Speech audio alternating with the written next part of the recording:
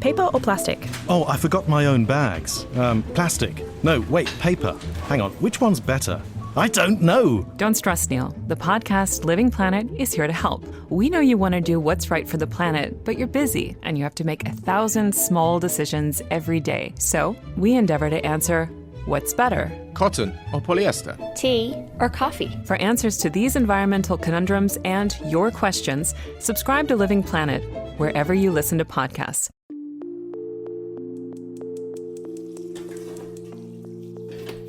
We've all seen how big corporations often grow by buying out smaller companies and becoming powerful giants. And scale can mean choice, convenience, and cost effectiveness of foods. But large can have its downsides, such as harming the local environment, overly processed foods, and weakening traditional community connections. Now people are craving simpler, more authentic connections, and this shift is creating new demands that big corporations struggle to meet. So what does that mean now for small-scale producers? Hi everyone, I'm Matt Eastland and welcome to the Food Fight podcast brought to you by EIT Food. This series explores the greatest challenges in our food system, the innovators dedicated to solving them. Today, I'm super excited to welcome Pete Russell, founder of Oooby, to the show, a platform putting small scale back at the heart of our food systems. Over the past decade, Pete has built a decentralised marketplace that empowers local farmers and reconnects communities with their food sources. And in this episode, we'll explore Pete's journey from importing frozen pastries to founding a transformative platform for local food.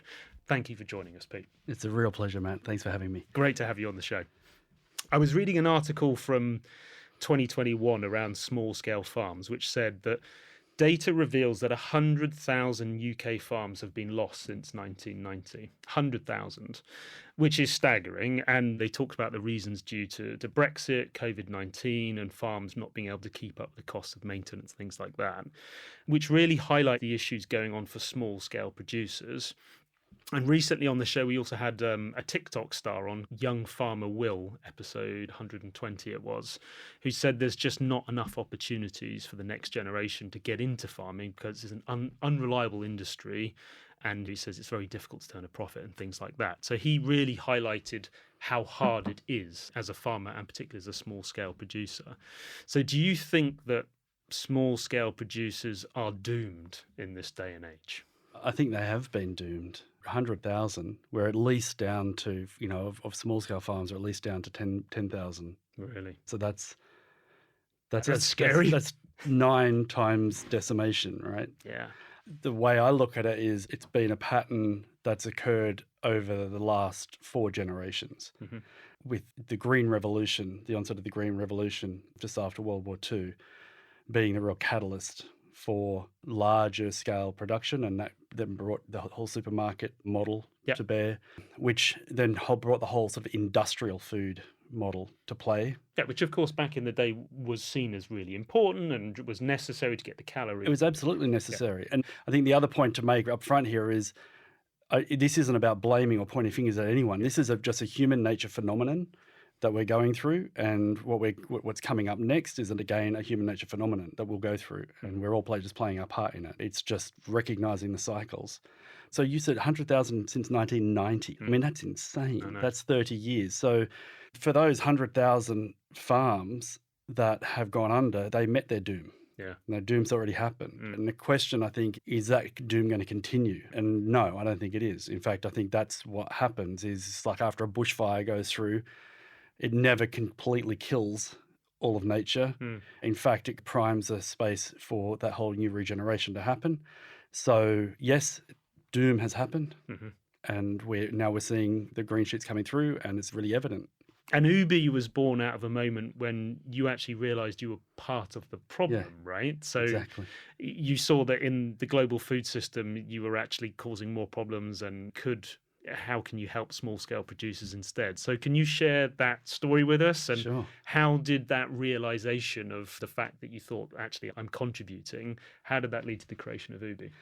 I grew up on a little small holding out southwest of Sydney, and my mum was into permaculture and all that sort of stuff. So my childhood and background was all very much around small scale and local and organic and that sort of thing. But I'm an entrepreneur, and as a young man getting into business, it was all in the pursuit of the dollar. And at one point, a few friends and myself had a patisserie in Marrickville in Sydney, and it was our own. It was a kitchen. We had our own pastry chefs and kitchen hands, and we were baking pastries like croissants and Danish and stuff from scratch, Right. and selling them to around 100 cafes around Sydney. All the sort of the nice artisanal, beautiful Amazing. cafes. But we were hungry and greedy, and we wanted more. It wasn't greedy. We weren't making enough money, really. You were young and ambitious. Thank you very much. There That's we a nice way of framing it. We were young and ambitious, and we wanted to more. The only two paths to growth we could see is one is we had to get a whole lot of capital in to make our kitchen bigger. We ended up doing a deal with a company that represented all of the biggest producers of pastries in the world, Belgium and France and so forth, the biggest industrial scale kitchens in the world for this stuff. And they produce it, bake it, freeze it, and then we would buy that. We had the exclusive rights to that range, and we would buy that, stick it in freezer shipping containers, and ship it to the other side of the planet and sell it into the supermarkets. We were able to just take all this market share away from all these small artisan patisseries, our own one included. Like we ended up letting go of a lot of our staff because we didn't need them. And then we just took all this business from all these small scale patisseries because we could just do all the supermarkets across the whole country all in one go. Wow. Right? A lot of the soul came out of the business experience, but we were making a lot of money. So that you sort of offset that. It was a counter. And then I moved to New Zealand because we were in Sydney at the time. I moved to New Zealand with the view to expanding the business into the New Zealand market as well.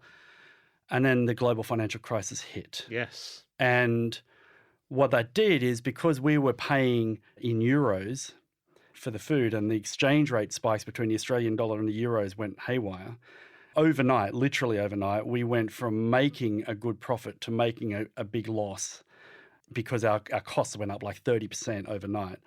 And the more we sold, the more money we'd lose. Really? And of course, the supermarkets weren't going to budge. They didn't say, "Oh, really sorry for you, mate." They were like, "No, you got a contract here. You got to fill the contract, and you're going to have to just find a way to fill the gap yourself."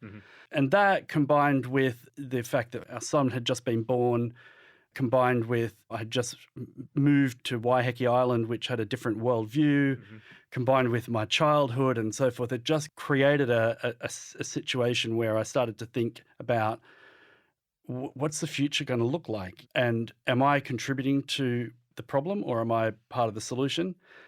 And what I felt was that 2008 was the beginning of what could potentially become a series of crises, of ecological or economic or social crises that we were facing.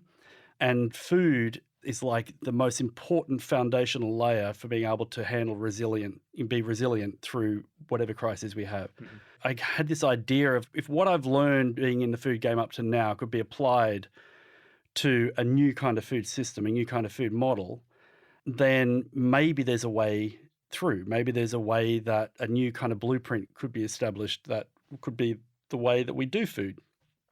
I tried to come up with some ideas, some names. My granny used to, when we went around to her house for dinner, she would say, the tomatoes are OOTG, out of the garden, and the eggs are OOTCB, out of the chook's bum, And so I was like, we'll call it Oog, out of our own gardens, right? And then my wife said, that's a stupid name. Call it Oooby, out of our own backyards. And then I just got completely besotted with the idea. And I exited my company at the worst possible time. I didn't have, it was a bad time to try and exit because it was in a difficult situation. But I was so inspired by this idea of being able to, of seeing small scale food reclaim market share. I could see the way that the food system would work in the future, if it was going to flourish, would be a completely different model to the way it is now. I'm interested in terms of how you went from your original, you were making pastries in the kitchen and then you've expanded out, and then you realized that where you really wanted to invest your time was in this new space with Oooby. So Oooby started as a middleman between farmers and consumers, but it's since evolved into a platform that empowers farmers to manage their own supply chains, which is really interesting and I imagine not an easy thing to do. So can you talk about the evolution and why you decided to go in that direction. Yeah. The direction of it being a platform where farmers and food producers could control their own supply chain, that was actually the intention from the beginning. Right. But we didn't know what that it would involve. And so we thought, you know what we'll do? We'll create one, and we'll be the hands and the feet in between the gate and the plate.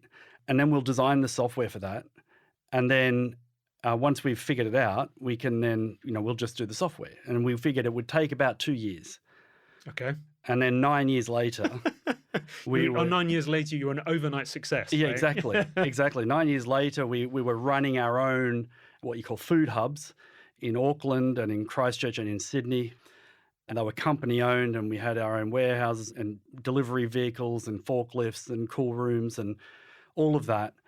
But what we had done over those 9 years is we had just, and we've been building our own software for ourselves. Like, we were our primary user of our software, as well as the customers, the households that were buying from us. And we were consistently just improving that software and getting it to do any of the sort of administrative, recurring, boring, time-consuming tasks that would allow us to leverage our time. And so then finally 9 years later was when I moved, the family and I, because my wife's actually British, we moved here to the UK. Okay. And that was the point at which we let the local teams have the hard businesses, like as in the actual hubs, the hardware side of the business. Mm-hmm. And we finally realized the idea of, okay, now we've got a software system that we can make available to other people. And it was a big risk because we were coming into a brand new market that I really didn't know anything about. And actually, it didn't seem that there was much appetite for it. Until, of course, when the lockdowns came and people were unable to leave their homes, and the slots were filled up with the supermarket home delivery. They start looking elsewhere. Yeah. They found their local veg box schemes, or they found their local food hubs, and the demands went up. And then all of a sudden, we were starting to get calls in saying, hey, that thing you were telling us about, tell me what it does again. And that's where the pivot started to get a bit of traction. Let's talk about the tech itself. So for our listeners, then how does the whole process work? So how does somebody go from signing up to actually getting the food from the local producers, and what's going on behind the scenes that I'm sure you're making look extremely simple, but it's probably extremely complex? So there's two ways of looking at it. It's either from a customer point of view or like a household point of view, which is what you've just referred to then. How do they go about it is they will discover from one way or another that there is a local farm or a local food hub in their region, in the area, that delivers to them, or that there is a pickup point not far from them. They go to the website, they see whoever it is. They'll see Shillingford Organics or Moss Valley Market Garden. Oooby is in the background, right? We're more like a sort of a Shopify specifically for this type of business model. Yeah. And the products will be displayed. They'll can add things to their cart, and then they go to checkout. The main point of difference is that everything is biased towards subscription. Right. So you'll add something, but you'll be like, you want that every week, right? And people are like, oh, I never really thought about it, but yeah, I guess I do want it every week, right? So it's very much a subscription-based model, recurring. Yeah. But you can add things just once off, and you can say, oh, I just want it every second delivery, and so forth. And so then you go to the checkout, you pay for your first delivery up front, and then you wait, and it turns up on your doorstep, and you open it up, and you've got the most amazing, freshest, nutritious food you could possibly imagine, and you can't believe you didn't do it before, right? So that's the household experience. And you also are dealing directly with the farmer or the farmer's wife or the people working on the farm, and the person who delivers it to you is typically has just been out in the field that morning, has loaded your box into the farm van or truck, and has delivered it to your door. And so you're dealing with the people who are producing your food. Like, you've got this intimate connection with them. But anyway, that's the household experience. Our primary customer is the farmer or the food hub or the artisan food producer. They're the ones that we focus most on. And for them, they hear about Oooby. Typically now it's through someone else who's running on Oooby, and they come to our website and they see, okay, what this does for me is, number one, is it gives me an online shop, a place where I can sell my food. Two, it means that my customers can self-manage. They can pick and choose whatever they want. Three, it means the communication with the customers, a lot of the communication, whilst it's customized to me and I can write in my own language and so forth, that's largely automated. Right. So I'm not having to spend all this time handling all this customer inquiries and so forth. A lot of the hubs and farms will produce a lot of the food that they sell, but they then augment their range with bread from their local bakery and milk from their local dairy and eggs from the local chicken farm. And so they actually are able to provide a full farm shop range with them at the heart of it, with their food at the heart of it. So it'll organise the harvest list plus all the orders for the other supply that they're bringing in. It prints out all the labels to put onto the boxes. Amazing. It figures out the order of deliveries if they're going to be doing home delivery, so that they can pack the boxes into the van, last in, first out, and then they get in the van, they put their phone on the cradle, they press go, and they just put a podcast on, right? Mm-hmm. And then they just go and do their deliveries, and then the job's done. And what it does is it condenses that whole administrative sort of headspace, cognitive load down into the minimal amount of time. And it means that they can basically run that business of sales and supply chain, or sales and distribution, in a really simple manner, and it usually just one day a week. And what it means is that instead of selling their food at like 20p in the pound, or, you know, if they're lucky, 50p in the pound, they're selling their food at 100p in the pound, right? And yes, they've got to do a bit more work. They've got to pack it into boxes and they've got to deliver it.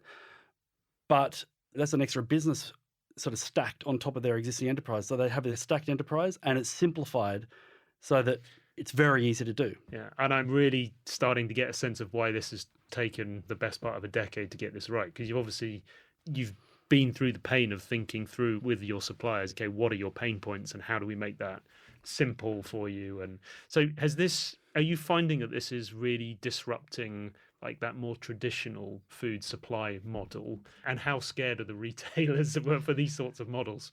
I mean, I don't think they even know we exist yet. The food market is so massive, it's so vast, that we are really just tickling the edge at the moment.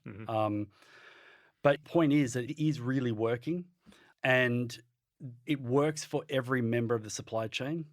It works for the farms or food hubs that are running the hubs, what we call the hub function, which is where the food comes into, gets packed and dispatched. It works for them. It works for the people that they're buying off, for whatever they are buying in, because we call it a pull to market model, where the sales that you sell it first, and then you only harvest or deliver to order. So there's no waste, right? Amazing. It's really fast. So the farmers and so forth, they get heads up.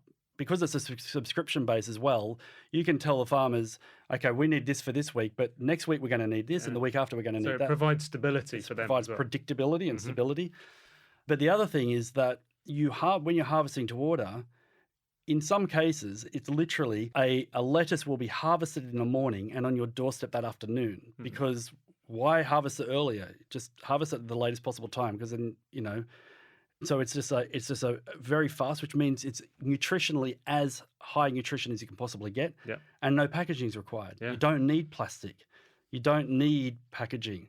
So it works on so many levels, and it just means that there is so much more margin in the retail price for the fewer hands that it goes through on the way from the gate to the plate. And I kind of listen to you, and I'm sitting there thinking, this just makes so much sense. Why hasn't this happened before? Why isn't it happening more now? I mean, if everyone benefits, and it feels like what you're saying is the system itself is also benefiting, why has this isn't it more prevalent?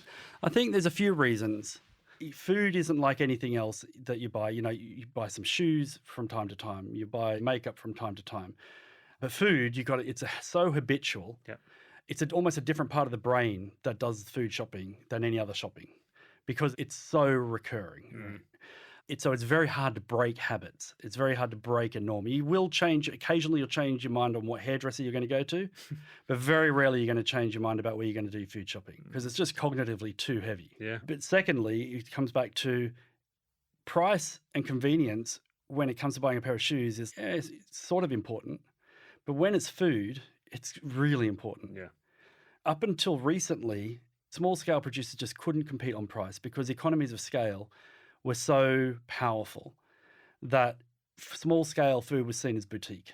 Going to the farmer's market was seen as boutique. For sure, yeah. And it wasn't convenient. You had to get up at 7 a.m. on a Saturday morning. Your kids are going, I need to go to football, and you've got this and that. And so you'd only get along every now and then. And so it was a treat. And the third pillar that I see is awareness. So price, convenience, and awareness. People have got to know that it exists. Yep. Like supermarkets, people know they exist because there's a massive big store in the middle of town. They got all these promotion campaigns, advertising and so forth, and you can't miss it. Whereas these small producers, they've got no budget and they're usually stuck on some rural lane where we'd never know they existed. So it's about how can we compete on price, convenience, and awareness. And that is why it's taken so long to work, even though it is working now. So just like COVID was a real catalyst, the food inflation that we're seeing now is a real catalyst. And the reason food prices are inflating more than generally is because of all the layers between the gate and the plate, and each one is affected by inflation in general.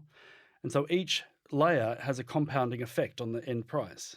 Whereas when you're buying it direct from the local grower, there's not that many layers, and the cost structure in that model isn't as affected by inflation as in the other models where there's more transport, more fuel, more electricity, More storage, wages and all of that. So there's a lot of those things that just aren't in the calculation. And so now, if you're aware of it, you get way better value for money buying from a local farm or food hub than you would from the supermarket. But you wouldn't know it because Lidl's advertisements are saying we're the best value for money. They were 2-3 years ago, but they're not anymore, but no one knows. And then the final one is around convenience. And the ultimate convenience these days is you pull your phone out, you do a bit of shopping, you press go, and it's on your doorstep. Now the small scale farmers have got that up in their pocket. And so I think that the last thing that is really needed now for this thing to hit a tipping point is about awareness. You mentioned there about connections, bringing in other suppliers and improving choice.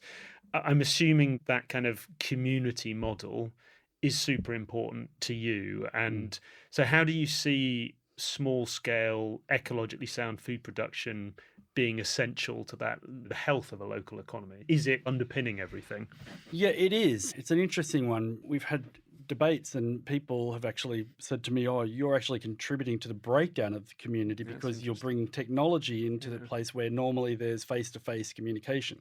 And I've thought deeply about it. And if you want community, you need to have time for high-touch relationships, right? What the technology does is it doesn't remove the relationship component. It removes all of the boring administrative components, which gives people more headspace and more capacity to be able to engage with the community.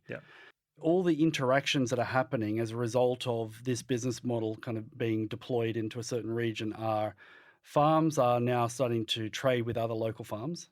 And real farms are getting in a real lorry and driving over to another real farm. And that wasn't happening before? Well, it wasn't happening to the same degree because they weren't able to sell it as much. And then you as a farmer or you as a food hub operator or people you've employed are then getting in and going out and knocking on doors. You can't deliver the food via an email. It has to have a real person turn up, pull up to the driveway, knock on the door, and and say, "Oh, hi, oh, that's great, thanks." And there's interactions that are happening that would not otherwise have happened. So it actually, the effect is that it starts to breed new connections.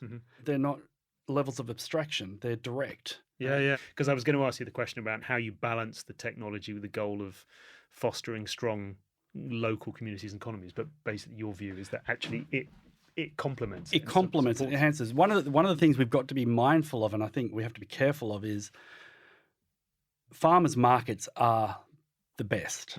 And what we could inadvertently do is become so good at what we do that you don't need the farmers' market anymore. And that's actually something we've got to be very conscious of not doing. It's one thing to have someone turn up at your doorstep, but they could end up being just another delivery driver. It's another thing to actually go and mill in a local town square or something like that and just be part of that vibe. And so I think it's a really important that it's not just, it's built into the technology, to facilitate the farmers markets as well. Right. And to be able to make it so that, I get my midweek delivery to my door, but I've got reasons and incentives to turn up to my farmers markets on the Saturday. And maybe the platform is a way that incentivizes me to do that. And let's try and bring this to life for our listeners a bit. So can you share a success story of a small scale farmer who's really benefited from the Oooby platform? Yeah. One of the great things about Oooby is that it's not a cookie cutter situation. Every different farmer or food hub is their own autonomous operation that do things their own way. But what that means is there's different models. So I'll give you 3 examples. So one of them, it would be Martin Bradshaw from Moss Valley Market in Sheffield. Right. So he's got 1.5 acres or 2 acres of land where he's got an amazing market garden, polytunnel, and he's got a team of 2 or 3 of them. Sometimes others will come and help out. And he came onto the platform about 4 years ago. And what it's meant for him is he's now able to look after about 200 customers, between 150 and 200 customers, with a very small team of people. And he's able to pay a good wage, a good living for the people he works with and for himself.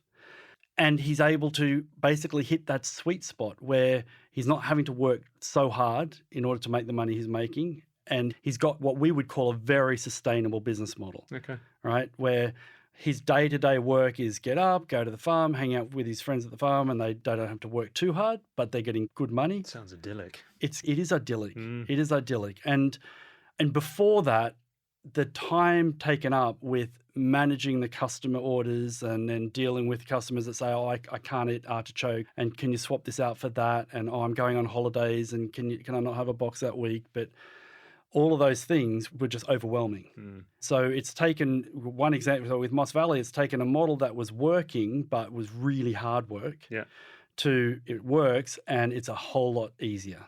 Love that. The next example is Soul Farm, and they're down in Falmouth in Cornwall, and they're like a community farm, and Lawrence is heading that one up. When they came onto the platform, they had, 30, 40 customers or something like that. And for them, what Oooby's done is allowed them to grow. Okay. Right. So it's meant that they have got the ability to be able to go out to more customers. The customers come onto their website, they sign up really easily, and the whole experience is really nice. But it means that they've been able to actually grow 3 or 4 times what they were before. Really? So it all depends on what people are looking for. Martin from Moss Valley, he doesn't want to grow. He's happy with... In fact, what he does is he says, there's no slots available anymore. You've got to get on a waiting list. And if someone leaves, then they can get in. But no one leaves. They don't I want guess it. he's creating a sense of urgency as well, right? So you got his situation where he's like, I've hit my sweet spot. You got Soul Farm is like, no, we've hired some more people. We want to grow. And so it's helping them grow. And then the third one is Hampshire Veg Box and Hampshire Farm. So what's really fascinating about this, it was started by Seb, who now is on the team with us, heading up growth. But it was started by Seb because when he was doing market research for us back in 2019, he was like, there's something in this. I'm going to start my own hub in Winchester. Oh, really? And so he started with an empty room in a little industrial unit. And he went around and he connected with a bunch of local farmers, found out what was available. Then he set himself up on Oooby. And then he started canvassing letterbox drops and so forth and started getting customers in. And he said, as soon as I've got 50 customers, we'll do our first delivery. So he was able to effectively start his first day of business with 50 customers. Amazing. Right? And started buying from those local farms. And then, of course, what's happened over time is he's built that up. He's got other business partners in. And then they've realized, wow, we can now start our own farm because the demand is there. And there are certain crops that we want to be able to produce ourselves. And so now they've created their own farm. They've gone and hired at least a field and put some polytunnels in, and then now they're growing their own food. They're still buying from their other suppliers, but they're starting it. So it's actually catalyzed a new small-scale farm in that region. That's amazing. So you're actually, that stat at the start about 100,000 small-scale farms have collapsed. Actually, this model is actually generating new small-scale farms off the back of it. Amazing. I love that. I mean, it all sounds super successful, Pete. But as with all of these things, I'm sure that you have had mega challenges along the way. And in some ways, that's kind of where we learn the most. So I guess there's two questions in there. So it's, what are the main challenges that you've come across and you've overcome? And yeah, with the perspective that you now have, are you positive about where this is going next? Yeah, like I say, the first 9 years were super challenging. The first couple of years were just super exciting. Right. And it was just enthusiasm. There was more enthusiasm than problems. And so we just overcome anything because who cares? We've got a problem, right? I don't need to sleep. Yeah, that's it. But year 3 through to year 9 was just like a constant near-death experience. It was awful. All right. It's year 3 to 9. Yeah. Wow, so like you went 6 6 years of just grinding it. of just absolute grinding and never really having more than 3 months worth of runway. Wow. Number one, it forced me to learn fast, and to learn. I was constantly having to adjust my perception of things, adjust my map to the reality. It meant that we had to focus. We had to say no to so many things and had to really narrow our focus down to saying, what's the most important thing, and only do that. And two, the other thing is we did try a lot of different things to try to make our product and our offering more relevant, but the market just wasn't hungry for it. And so we had to just work double hard in order to appeal to that small niche of customers that were there. Mm-hmm. So we were really forced to get creative around how we got our messaging, how we needed to relate to our suppliers. So our suppliers were small farms, Right. and sometimes we were late on our payments, right? And those situations, like, I'm actually part of the problem for these farmers if I can't pay them on time.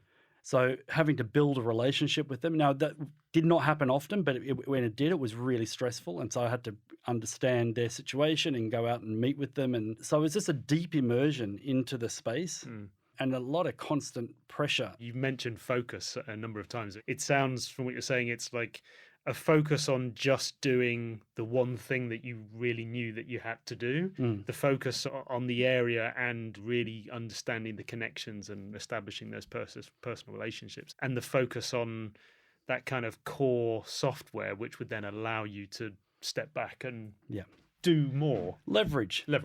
It's a leverage thing, exactly. Obviously, we take only a fraction of the value of the transaction. So normally a wholesaler will take anywhere from 15 to 30% of a trade, right? With Oooby, we fulfill a lot of the functions of a wholesaler, but we take 1.9%. Amazing. Right? So now that is truly disruptive. Right. But the great thing is I'm not in the trucks and I'm not having to do that. So we're offering some real value that we can leverage.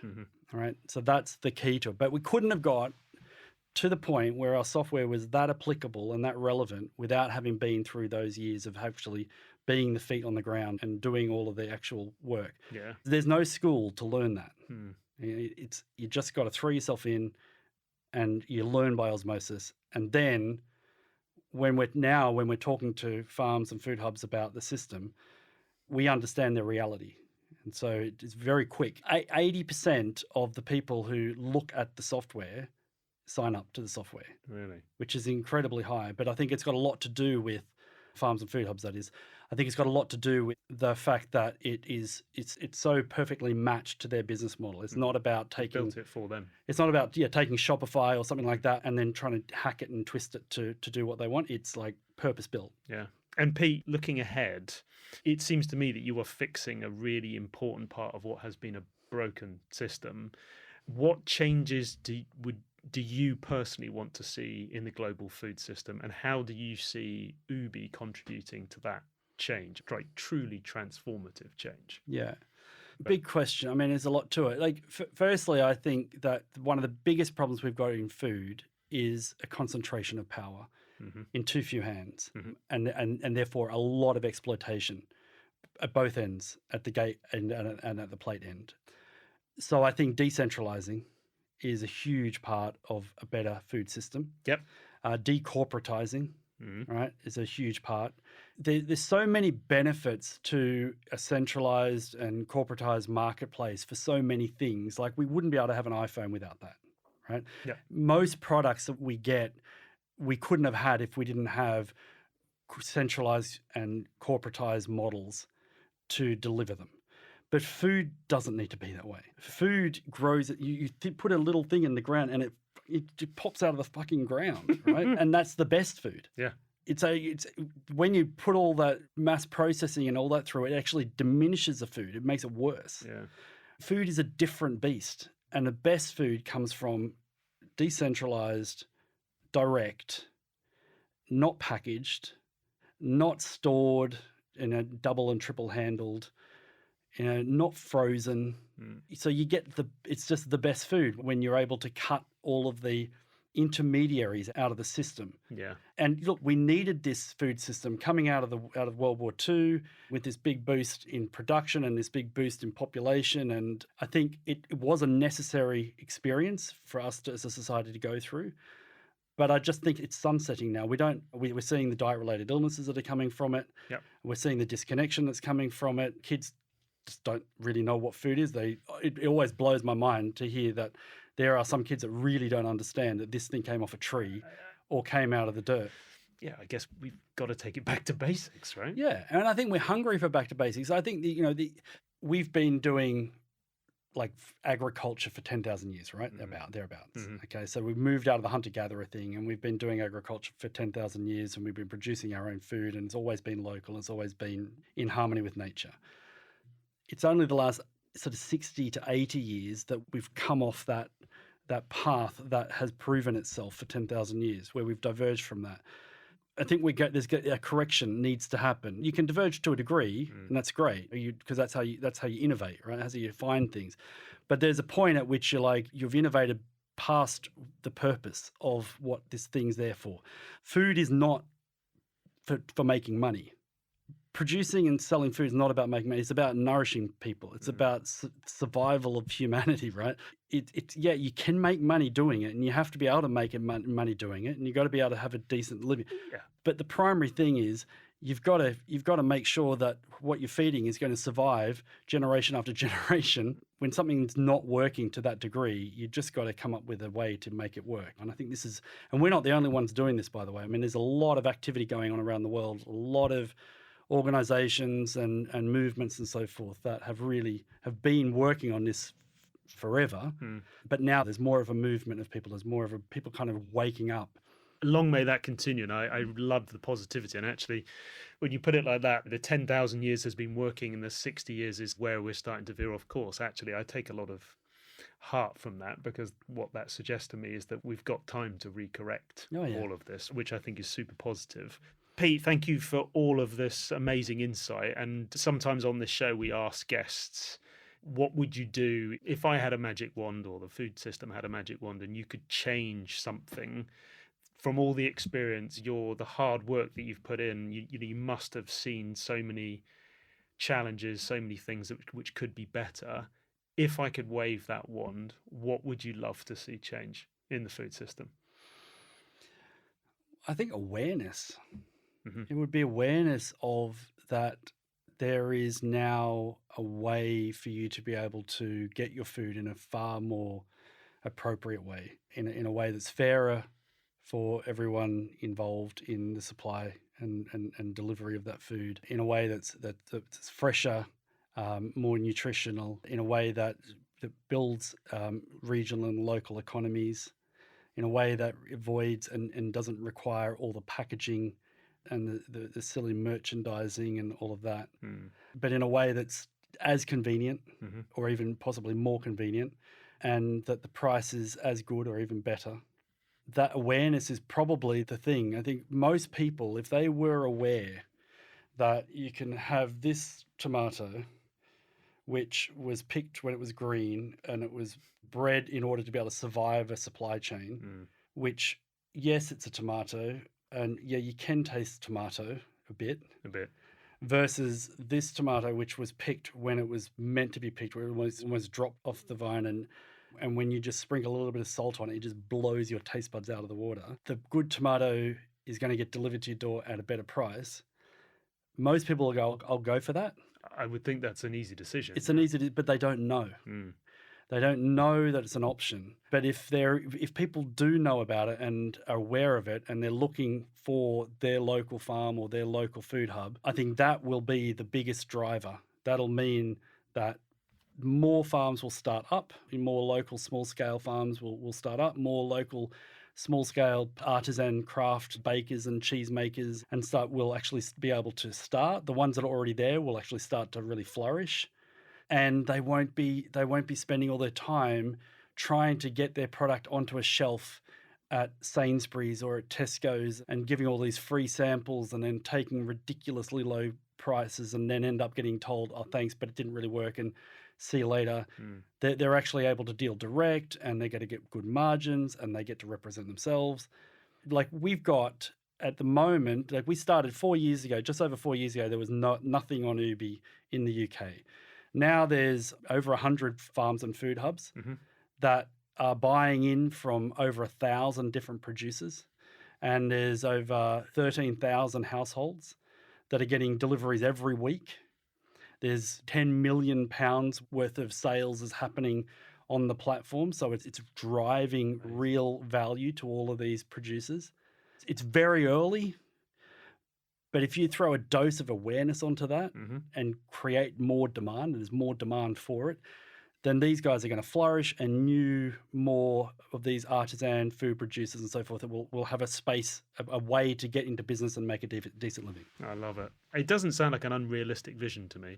If waving the magic wand, it feels like that's not that far away, which is actually really encouraging. And Pete, you spoke about the scale that you've had in the last 4 years. So what's next for Oooby? Are we looking world domination at a community scale? At a community scale, we're looking. It's funny, people say, "Oh, does this thing scale? Will this scale?" It's like, no, we don't scale. We replicate. There's no borders to Oooby. Like it's already happening in Australia and New Zealand, and the UK is where most of it's happening at the moment. But there's hubs popping up in the US. There's hubs popping up in Norway and in Poland and in Canada, and the system works largely anywhere. And we just let whoever wants to get going, wherever they are. One just point that I think is really important here is that the more of these small-scale independent businesses that run on the platform, the more the platform becomes a dependency. I mean, we're really aware of that. There's a term called enshittification. I don't know if it was. I've not heard. It was the word of the year for 2023, I think it was. Okay. Look, Google it. But anyway, basically what it talks about is whenever a platform gains dominance, it goes through this process of first thing that's important to the platform are the users of the platform. And everything is there to make sure the users are happy because they need to build the user base, right, to get the Metcalfes or the network effect. And then the next thing is it goes, now it shifts to the advertisers, are the most important people. The users become the product and the advertisers become the customer. And then once they've really nailed that in, then it's the shareholders that actually become the most important, right? And that's the smallest group out of all of them. So it goes from serving the biggest group, like the most, to a smaller group of advertisers, to a smaller group of shareholders. And so it's a process of concentration of power, right? Okay, so the natural next question, which I'm assuming you're about to answer, is how do you protect a platform like Oooby from going through that process? By creating an ownership model, what's called a steward ownership model, which prevents it from ever being sold out. And number two, that it creates a user ownership. There's a user ownership scheme where the users of the platform gain an ownership stake in the platform and they gain a voice and rewards from the success of the platform, right? And that we build into the Articles of Association that this will never be sold, like Amazon can never buy it, okay? And that any investors that come in are very welcome. We always need to be able to grow our team and in order to be able to expand. They're very welcome to come in, but there's a structured exit for them where it doesn't risk the platform being taken over by investors that want to then steer it down a different path to maximize profits. Love it. I've grown up and having seen the effects of sort of casino capitalism, that we all leave a legacy behind us, whether we like it or not. And that we all want to learn from the mistakes that we either do or that we see other people do. And that as long as we're not sacrificing too much for making something that's going to be able to last and it's going to be high quality and so on, then the satisfaction is actually in building something that's really high quality, that's got real deep integrity to it. It's like a craftsman building a table.